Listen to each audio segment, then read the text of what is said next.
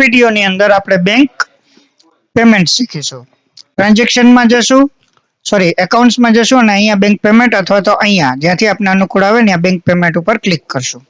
હવે voucher number automatic આવશે, bank પેમેન્ટની તારીખ જેમ શીખાય એમ અહીંયા બેંક જે જોતી હોય એ બેંક અને જે પાર્ટીને આપણે દાખલા તરીકે મારે જે પાર્ટીને કરવું બી થી નામ સ્ટાર્ટ થાય છે એટલે બી કરીને એન્ટર મારીશ એટલે મને બી વાળી પાર્ટીઓ અહીંયા દેખાશે. એમાંથી હું બેક્સીબોય સિલેક્ટ કરી લઈશ. હવે એમના 5000 રૂપિયા મારે પેમેન્ટ કરવાના છે એટલે હું સૌથી પહેલા અહીંયા એન્ટર મારીશ એટલે એમના જેટલા બિલ બેલેન્સ હશે એ બિલ મને દેખાશે.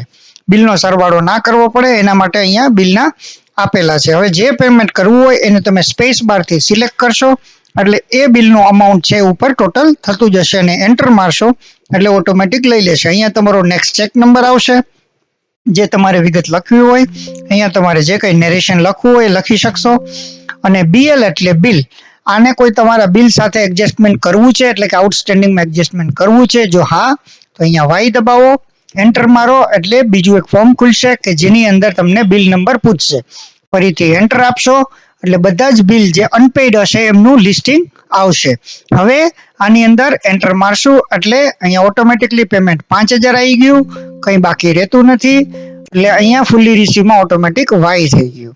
એન્ટર આપશું એટલે ગ્રીન લાઇનની નીચે આવી જશે અને આને આપણે સેવ આપશું. ત્યારબાદ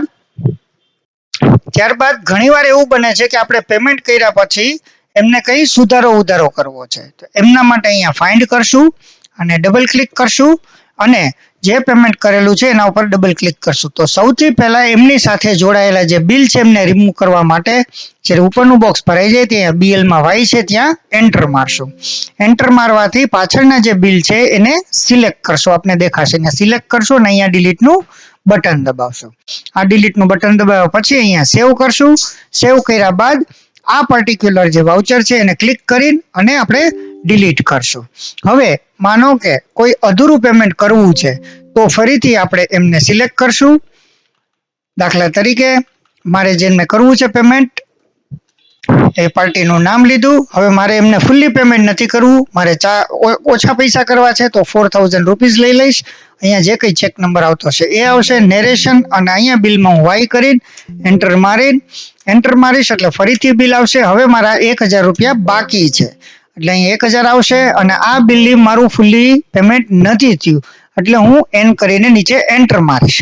પણ જો મારે 1000 રૂપિયા ના આપવાના થતા હોય તો હું અહીંયા મેન્યુઅલી વાય કરી દઈશ અને એન્ટર આપીશ, જેથી કરીને હવે મારે આને 1000 રૂપિયા આપવાના નથી થતા અને આ બિલ છે એ ઓટોમેટિકલી એડજસ્ટ થઈ જશે. આવી રીતે આપણે બેંક પેમેન્ટ કરવાનું છે.